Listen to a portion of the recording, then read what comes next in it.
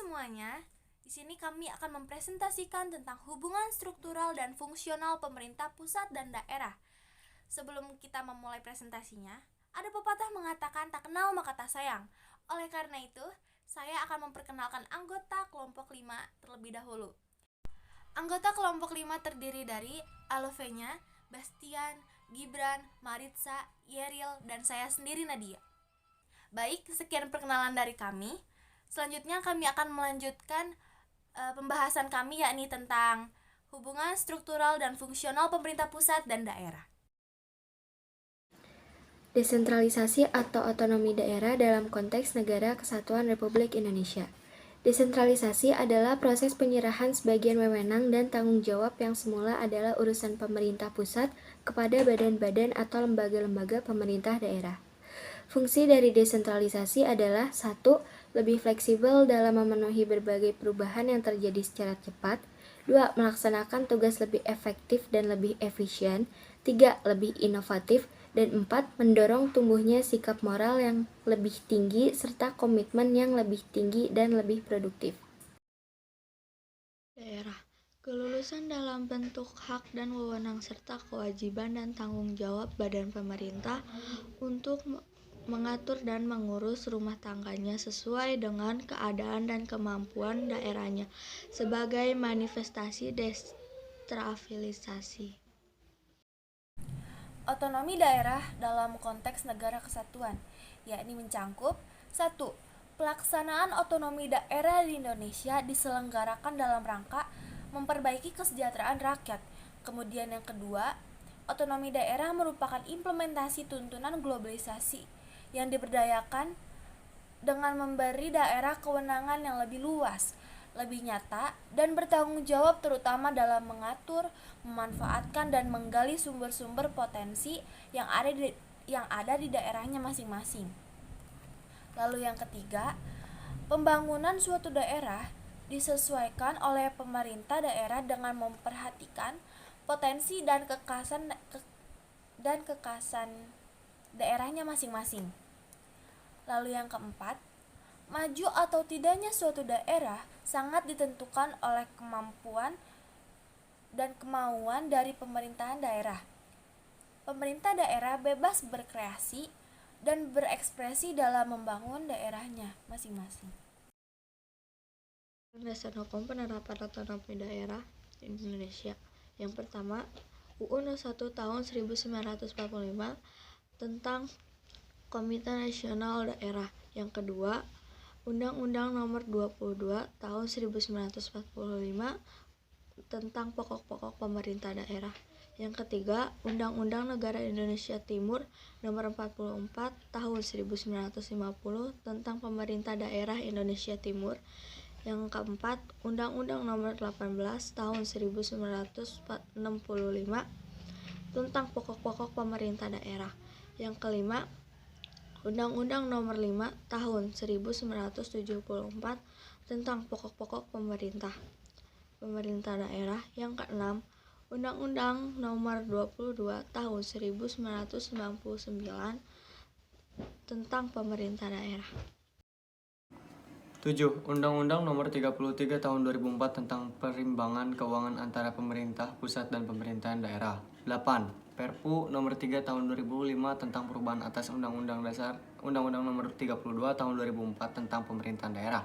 9. Undang-Undang Nomor 12 Tahun 2008 tentang perubahan kedua atas Undang-Undang Nomor 32 Tahun 2004 tentang Pemerintahan Daerah. 10. Undang-Undang Nomor 2 Tahun 2015 tentang penetapan peraturan pemerintah pengganti Undang-Undang Nomor 2 Tahun 2014 tentang perubahan atas Undang-Undang Nomor 23 Tahun 2014 tentang pemerintahan daerah. 11. Undang-Undang Nomor 25 Tahun 1999 tentang perimbangan keuangan antara pemerintah pusat dan daerah. 12. Undang-Undang Nomor 32 Tahun 2004 tentang pemerintah daerah. Nilai dimensi dan prinsip otonomi daerah di Indonesia.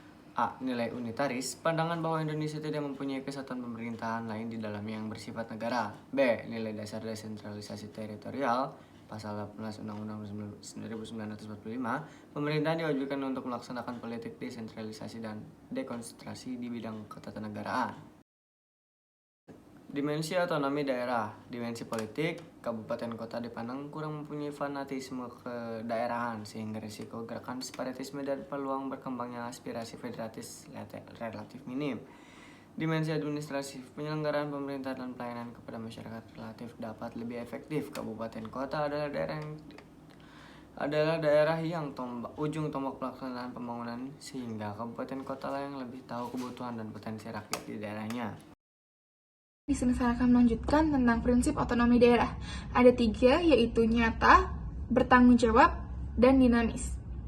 Dan yang selanjutnya saya akan menjelaskan tentang prinsip dalam penyelenggaraan pemerintahan daerah. Ada 5, yaitu prinsip kesatuan, yakni pelaksanaan otonomi daerah yang harus menunjang aspirasi perjuangan rakyat guna memperkokoh negara kesatuan dan mempertinggi tingkat kesejahteraan masyarakat lokal. Yang kedua, ada prinsip real dan bertanggung jawab. Pemberian otonomi kepada daerah yang harus merupakan bentuk yang nyata dan bertanggung jawab bagi kepentingan seluruh warga daerah.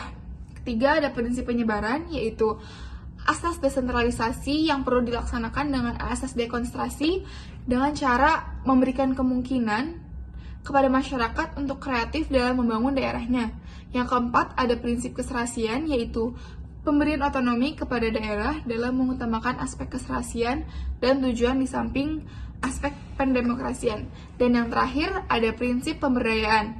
Tujuan dari prinsip pemberdayaan ini adalah untuk meningkatkan daya guna dan hasil guna penyelenggaraan pemerintah di daerah, terutama dalam aspek pembangunan dan pelayanan kepada masyarakat, serta untuk meningkatkan pembinaan kestabilan politik dan kesatuan bangsa.